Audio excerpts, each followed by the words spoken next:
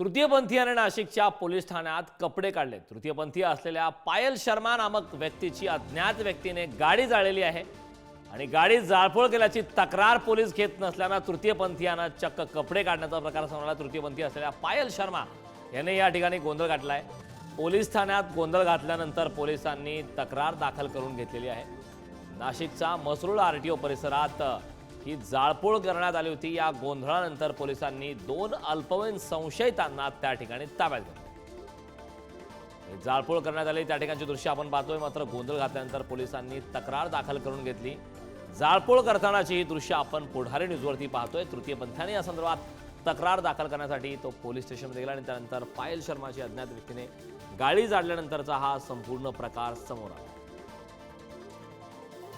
गोंधळ घातल्यानंतर पोलिसांनी तक्रार दाखल करून घेतलेली आहे।